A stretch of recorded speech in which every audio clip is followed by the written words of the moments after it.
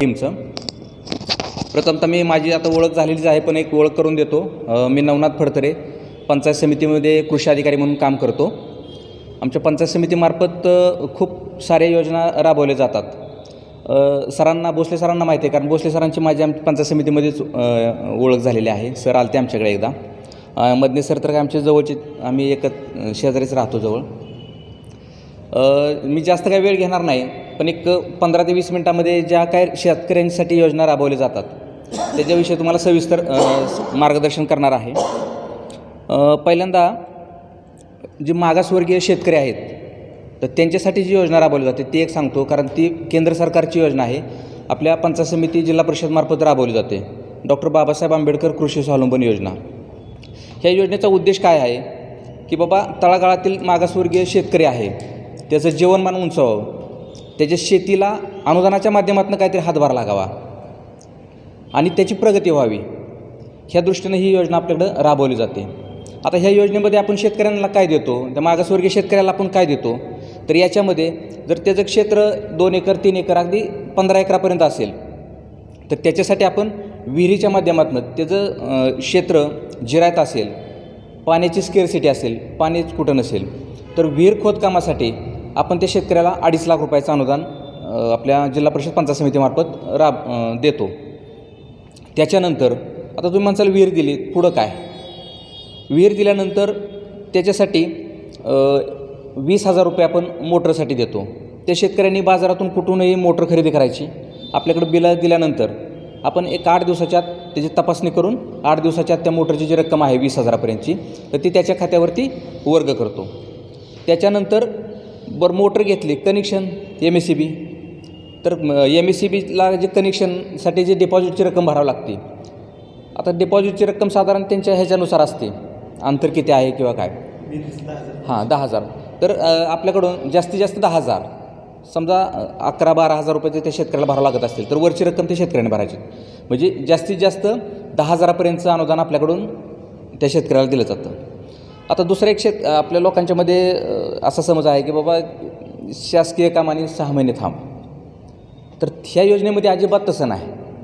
ह्या योजनेसाठी सेंट्रल गव्हर्नमेंटची योजना आहे, ह्या योजनेकडं भरपूर पैसे आहेत. त्यामुळं शेतकऱ्यांनी त्या ॲक्टिव्हिटीजमध्ये जर भाग घेतला तर हार्डली 8 दिवस 10 दिवसामध्ये पैसे त्याच्या खात्यावरती जमा होतात. आता ही झालं आमचे एक पहिलं युनिट झालं. आता असे आपल्याकडे SCमधले शेतकरी आहेत की बाबा ज्यांच्याकडं पूर्वीची विहीर आहे, स्वतः खोदकाम केलेलं, म्हणजे स्वतःच खोदलेली आहे ती विहीर आणि त्याला दुरुस्ती करायची. आता दुरुस्तीमध्ये काय येणार, किंवा विहिरीचं खोदकाम करायचं आहे, किंवा काही शेतकरी म्हणतात की बाबा आम्हाला रिंग बांधकाम करायचं आहे, विहीर ढासळती आमची पावसामध्ये किंवा ह्याच्यामध्ये, तर आम्हाला रिंगचं बांधकाम करायचं आहे. तर असा शेतकरी असेल त्याच्या मागणीनुसार त्याला दुरुस्तीसाठी 50,000 रुपये आपल्या पंचायत समितीमार्फत आपल्या ह्या योजनेतून दिले जातात. मग पुढं त्याला मोटरसाठी आपण 20,000 देतो आहे, कनेक्शनसाठी 10,000 देतो आहे, ती त्याच्यामध्ये आहेच. आता ह्याच्या व्यतिरिक्त त्या शेतकऱ्याकडं समजा एक शेततळ असेल जुनं आणि काय ना शेततळ्यासाठी त्याला पेपरची आवश्यकता असेल, स्वतः खोदकाम केलं असेल किंवा शासकीय योजनेतनं शेततळं घेतलं असेल आणि त्याला जर ते पेपर टाकायचं असेल तर पेपरसाठी आपल्याला 1 लाख रुपयाचा आपण वन टाईम त्याच्या खात्यावरती ते 1 लाख रुपये वर्ग करू शकतो.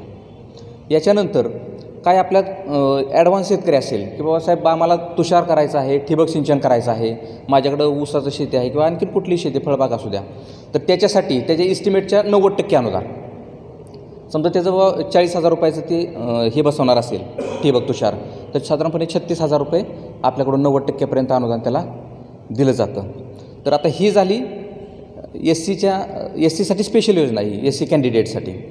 आता त्यानंतर जनरलच्या योजना आता भरपूर आलेल्या आहेत. त्यामध्ये महात्मा गांधी राष्ट्रीय ग्रामीण रोजगार हमी योजनेतनं भरपूर योजना शासन देते, त्याला फंडिंगसुद्धा भरपूर आहे त्यातून.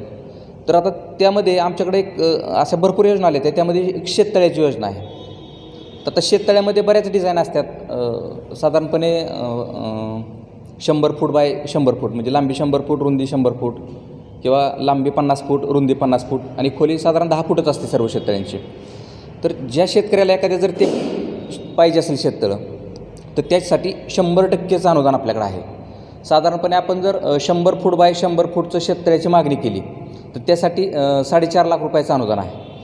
त्याच्यामध्ये पैशाची कुठेही कमतरता नाही, पैसे आपल्याकडं नरेगा डिपार्टमेंटकडं आहेत, म्हणजे रोजगार हमीचं जे एक डिपार्टमेंट आता शासनाने सेपरेट केलेलं आहे, तर त्याच्यामध्ये सुद्धा अनुदानाची खूप तरतूद आहे. आता त्याच्यासाठी लागणारी कागदपत्र काय, तर त्याच्याकडं किमान 20 गुंठ्यापेक्षा जास्त जमीन पाहिजे, 5 एकराच्या आत पाहिजे, अल्पभूधारक शेतकरी पाहिजे आणि बाकी मग तो जॉब कार्ड धारक असावा. एखादा जर नोकरीमध्ये असेल, शासकीय नोकरीमध्ये असेल किंवा कंपनीमध्ये नोकरीमध्ये असेल तर त्याला ह्या योजनेचा लाभ घेता येणार नाही. का, तर हे शेततळं साधारणपणे शासन काय म्हणते, मजुरांना बी काम मिळालं पाहिजे. मग त्या आधारावर तो जॉब कार्ड धारक असावा. मग बाकीचे रेशन कार्ड असेल, बँक पासबुक असेल, आधार कार्ड असेल, ही डॉक्युमेंट्स सोपे आहेत कारण ते घरातच आपले असतात. आणि दुसरं एक कागदपत्र लागतं ते संमतीपत्र. गटामध्ये जर काही सहीशेदार असतील त्याच्या घरातले तर त्या व्यक्तींचं एक 100 रुपये स्टॅम्प पेपरवर संमतीपत्र लागतं. आपल्याकडे साधारण हा प्रस्ताव दिल्यानंतर एक 7-8 दिवसामध्ये तो मंजूर होतो. आम्ही वर्क ऑर्डरसुद्धा लगेच देतो शेततळं खोदकामासाठी. त्याच्यानंतर लोकांच्या आता जिव्हाळ्याचा विषय आहे आणि शासनाने आता सांगितलं आहे की प्रत्येक गावामध्ये 15 सिंचन विहिरी करायच्या.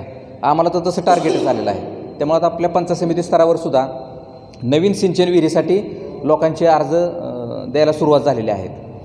तर आता कसं आहे माहिती आहे का, सिंचन विहीर म्हटलं तर त्यासाठी अटी भरपूर घातलेल्या आहेत शासनाने. किमान जमीन 40 गुंठ पाहिजे. पूर्वी बघा 1.5 वर्षापूर्वी किमान 1.5 एकर क्षेत्र पाहिजे होतं, म्हणजे 60 गुंठ्याची अट होती. तर शासनाने काय केलं, ती 60 गुंठ्याच्या अट कमी केली आणि ती 40 गुंठ्यावर आणली.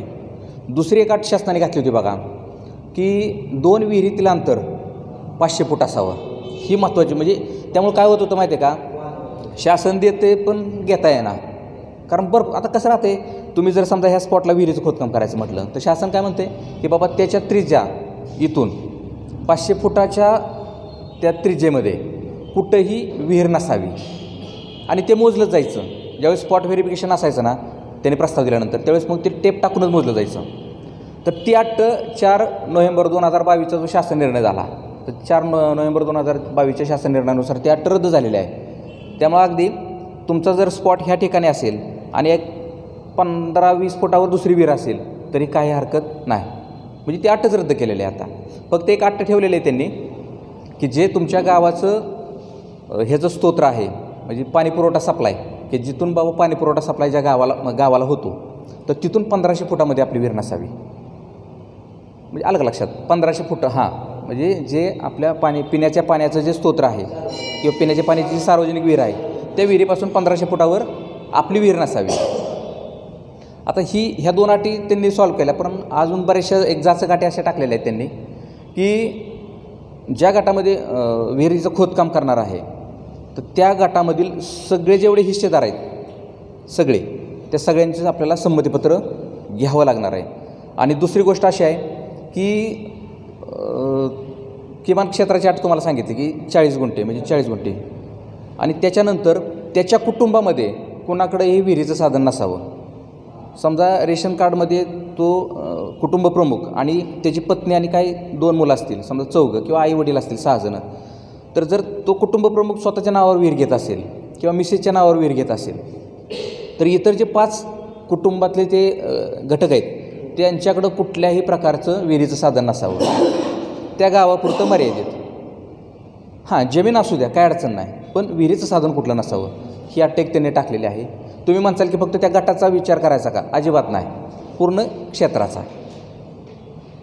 संमतीपत्र आणि ह्या 2 अटी आहेत त्या. मग त्याच्यानंतर मग बाकी डॉक्युमेंट्स काय सोपे आहेत. आपल्याला ग्रामसभेचा एक ठराव लागतो आणि तुमचा ग्रामपंचायत दरवर्षी आता जसा जो वित्त आयोग आहे, जसा आराखडा बनवला जातो 15 वित्त आयोगाचा आराखडा, त्या प्रकारे तुमच्या महात्मा गांधी राष्ट्रीय ग्रामीण रोजगार हमी योजनेचा आराखडा बनवला जातो. त्या आराखड्यामध्ये तुमचं नाव ग्रामसेवकांना किंवा सरपंचांना सांगितलं तरी ते घेतात, काय अडचण येत नाही. म्हणजे तर तो आराखड्याचा एक आपल्याला ठराव लागतो. हां, कृती आराखड्यामध्ये हां कमाल 5 एकर. हां, आता काय झालं आहे, फलटण तालुक्याचा विचार केला तर आपल्या तालुक्यामध्ये फक्त 23 गावं अशी आहेत की तिथं वैयक्तिक आपण विहीर घेऊ शकतो.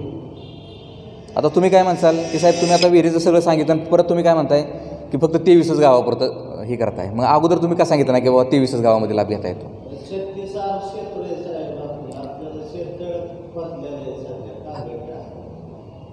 SC मधून असेल तर पेपरसाठी मिळेल.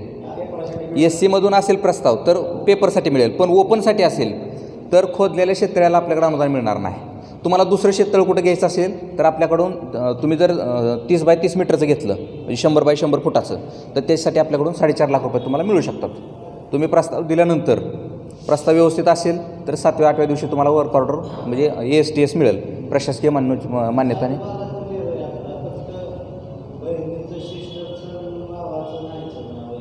हां, मग ती संमती फक्त लागते. संमतीचा विषय काय माहिती आहे का, शासन निर्णयामध्ये सुद्धा संमती आहे.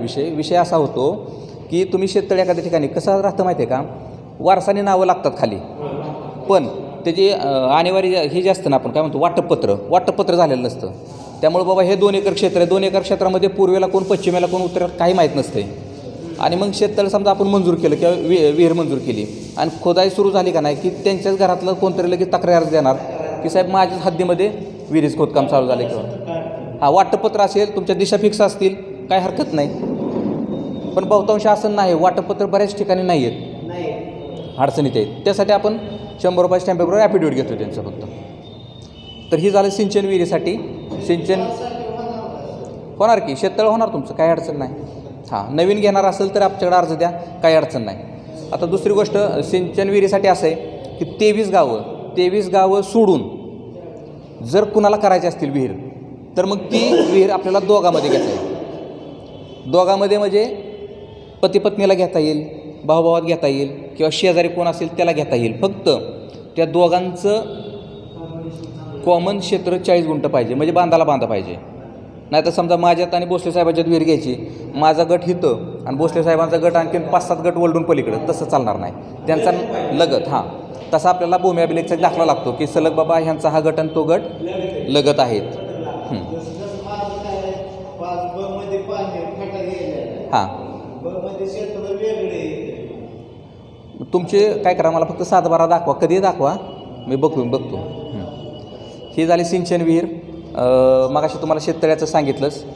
त्याच्यानंतर आता एक तुम्ही ऐकून बी असाल बघा, शासनाच्या आमच्या इथे आता 2-3 मीटिंग झाल्या किंवा पेपरला वाचलं असेल, बांबू लागवड एक नवीन स्कीम आता आलेली आहे बांबू लागवडीची. आता काय झालं, त्यात लोकांचे बरेच शंका आहेत. शंकेसाठी आपले आता बघा पाशा पटेल म्हणून आपल्याकडं पूर्वी तुमच्या ह्याचे अध्यक्ष होते, तुमचे कृषी मूल्य आयोगाचे अध्यक्ष, माझे अध्यक्ष हां आहेतच ते. आता त्यांना काहीतरी कॅबिनेटचा दर्जा दिला तर ते सगळं मॉनिटरिंग करतात ह्याच्यावर. आता सध्या बांबू लागवड जे आहे शासन राबवते आणि त्याच्यासाठी आपल्या मुख्यमंत्री कार्यालयातनं 2 OSD आपल्या जिल्ह्यासाठी नेमलेत. आता काय झालं आहे, हा बांबू लागवडीचा जो प्रोग्राम आहे तो सध्या राज्यामध्ये 3 जिल्ह्यामध्ये पायलट प्रोजेक्ट म्हणून घेतला आहे. त्याच्यामध्ये लातूर आहे, छत्रपती संभाजीनगर जिल्हा आणि आपला सातारा जिल्हा. त्यासाठी मुख्यमंत्री कार्यालयातले 2 OSD आपल्या जिल्ह्यामध्ये बसून आहेत. ते कंटिन्यू कलेक्टरमार्फत आपला घेत असतात. दर गुरुवारी आमची VC असते दुपारी 4 वाजता. प्रस्ताव किती आले, किती लोकांनी सुरू केलं, म्हणजे ह्या बाबतीमध्ये. तर काय झालं विषय माहिती आहे का, बांबू लागवडीचा हा पायलट प्रोजेक्ट आपल्या जिल्ह्यामध्ये घेतलेला आहे. त्याचा उद्देश एकच आहे, अजून आपण एवढ्या मोठ्या प्रमाणात अशी बांबू लागवडीचं कुठं ऐकलंच नव्हतं.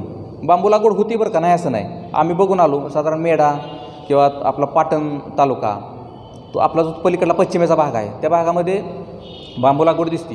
पण आपलं फलटण तालुका असेल, मान असेल, खटाव असेल, कोरेगाव असेल, ह्या भागामध्ये आपण कुठेही असं सलग क्षेत्रावर बांबू लागवड कधी पाहिलेलं नाही.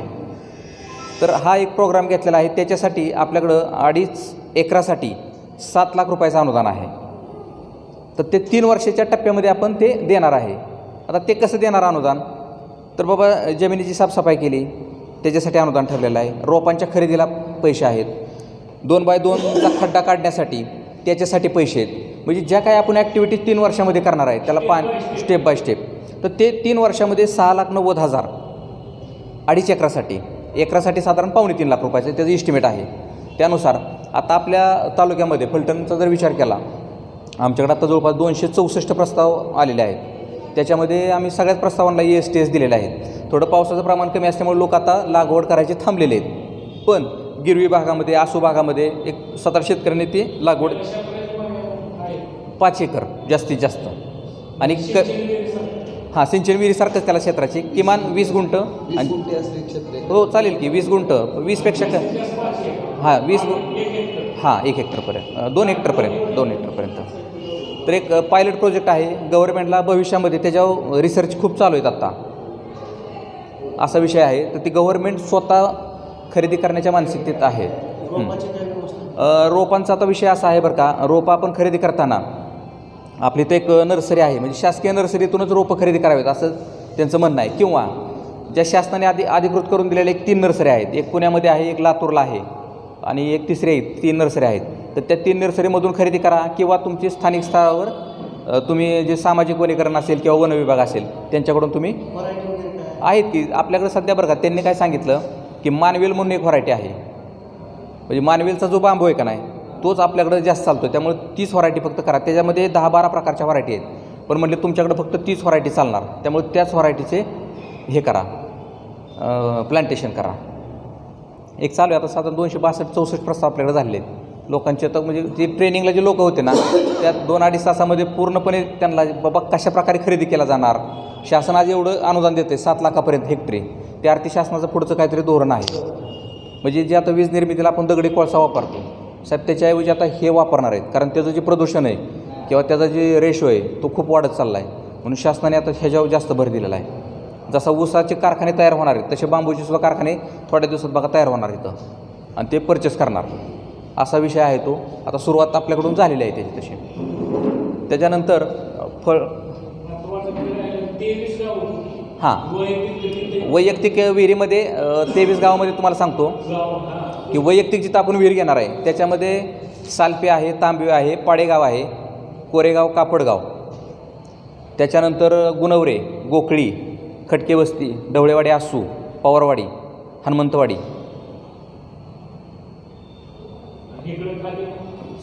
नाही सांगवी नाही, सोमंतळी नाही. हां ते सांगतो तुम्हाला, तिथं विहीर वैयक्तिक बसणार नाही, पण तुम्हाला जर सामूहिक घ्यायची असेल 2गामध्ये 3गामध्ये तर विहीर बसू शकते. वैयक्तिक क्षेत्र पण वैयक्तिक एकट्याला देता येत नाही विहीर. हां आता ह्याचं कारण सांगतो तुम्हाला का विषय काय त्याचा. 2011 साली सर्वे झाला, त्याच्यानंतर सर्वेच झाला नाही भूजलचा, GSD आपण त्याला म्हणतो, भूजल सर्वेक्षण. तर त्या भूजल सर्वेक्षण यंत्रणेने आपल्या तालुक्यातील हे फक्त जे 23 गावं आहेत ह्या 23 गावच सेफ धरली. सेफ म्हणजे काय की ह्या गावात जर विहिरीचं खोदकाम केलं तरच पाणी लागेल. सेफ झोनमध्ये एवढीच गाव आहेत, प्रत्येक तालुक्यामध्ये तशीच आहेत. खटावमध्ये तसंच आहे. खटावमध्ये तर सेफ झोनमधलं एकही गाव नाही. हां खटाव तालुक्यामध्ये वैयक्तिक एकही विहीर देता येत नाही. त्याचा विषय असा आहे की 2011ला एक सर्वे झाला, तो सर्वे कोणी केला तर GSD यांनी केला आहे, म्हणजे आपण काय त्याला म्हणतो भूजलवाले. हां तर त्या भूजलच्या सर्वेमध्ये त्यांनी अशी गावं काढली सेफ झोन, सेमी क्रिटिकल झोनची गावं. मग सेफ झोन म्हणजे काय की बाबा जिथं तुम्ही विहिरीचं खोदकाम केलं तर पाणी लागेल असं त्यांचं म्हणणं आहे. त्यांचं ते डिपार्टमेंट त्यांचं आहे ते. हां तर त्यानुसार आपल्याकडे आता सेफची 23 गावं आहेत फलटणमध्ये, वैयक्तिक विहीर देता येते आणि इतर गावामध्ये आपल्याला जॉईंटली विहीर देता येते, म्हणजे सामूहिकमध्ये देता येईल विहीर. ते आता नंतर हो का आता कसं झालं सर्वे झाला नाही, पण भविष्यात आता परत सर्वे होईल. त्यामुळं ती आपली गावंसुद्धा सेफमध्ये येऊ शकतात की. त्यानंतर फळबाग लागवड एक आहे आपल्याकडं. आपल्याला महात्मा गांधी राष्ट्रीय ग्रामीण रोजगार हमी योजनेतून जर फळबाग लागवड करायची असेल, आता फळबाग लागवडीमध्ये आंबा आहे, सीताफळ आहे, चिक्कू आहे, पेरू आहे, अगदी नारळसुद्धा आहे त्याच्यामध्ये.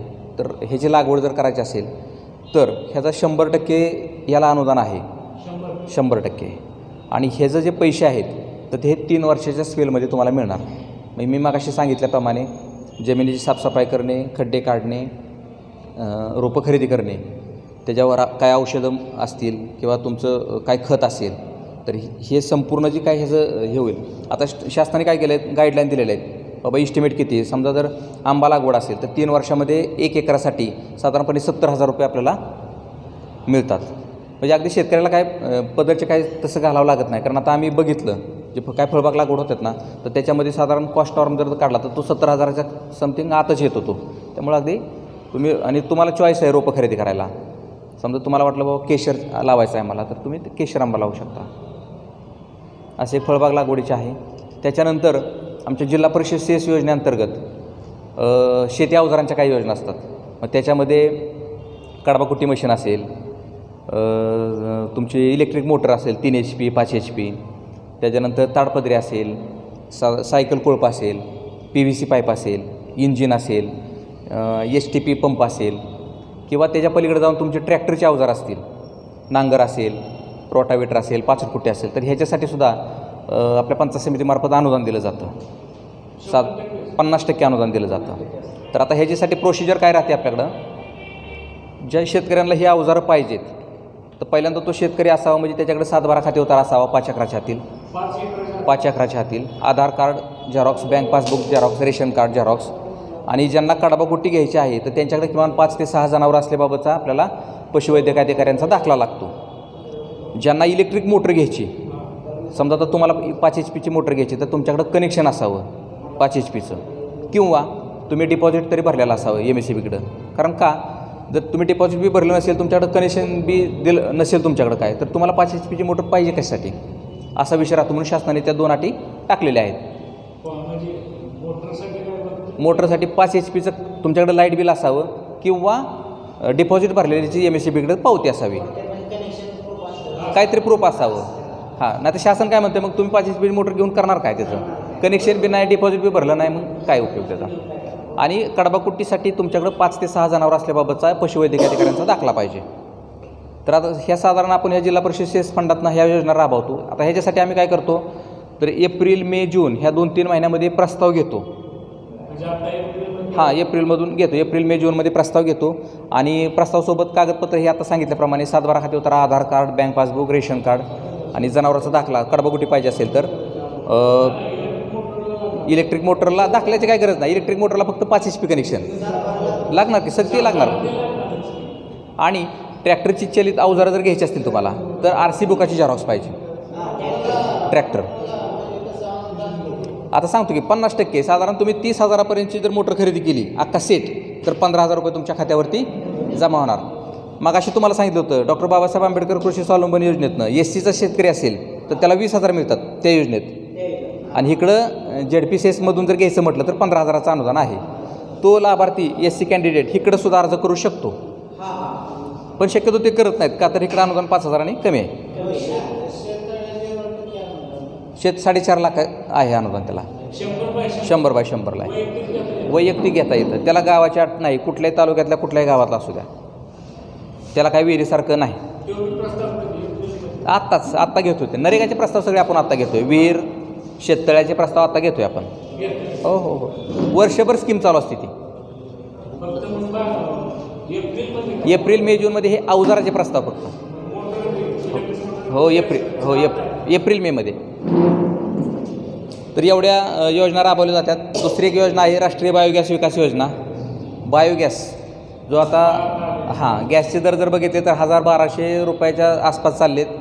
महिन्याला एक टाकी लागते आपल्याला गॅसची, म्हणजे वर्षाचा खर्च काढला तर 12,000 रुपये झाले. तसं जर आपण बायोगॅस घेतला RCC मॉडेलचा तर त्याच्यासाठी सुद्धा आमच्याकडं केंद्र सरकारचे जवळपास 14,000 अनुदान आहे आणि आपल्या जिल्हा परिषद सेसमधून 5,000 असं 19,000 रुपयाचं आपण अनुदान त्या व्यक्तीला देऊ शकतो. 100% नाही, ते खरेदी करताना तुम्हीच खरेदी करायचं आहे. RCC मॉडेलचा साधारण 30,000पासून त्याचे मॉडेल आहेत. 30,000, 32,000, 34 तुम्ही घेल त्या मॉडेलचे आहेत. 50% तुम्ही 30,000चा घेतला तरी 19,000 आमच्याकडून तुम्हाला मिळणार आहेत. काही नाही, फक्त 7/12 खाते उतारा असावं, तुमच्याकडे जनावर असल्याबाबतचा एक दाखला असावा, एवढे 2च कागदपत्र लागतात. पण त्याच्या अगोदर आमच्याकडे फक्त एका पानाचा अर्ज भरून द्या, कारण आम्हाला कळलं पाहिजे की बाबा अर्ज भरला म्हणजे तुम्ही घेणार आहे, करणार आहे ती योजना. तर ती एक योजना आहे आपल्याकडं. बायोगॅसची आहे, ही अवजारांची सांगितली तुम्हाला, किंवा विहीर वगैरे ते शेततळ्याचे सांगितलं. मग ठीक आहे, धन्यवाद. आज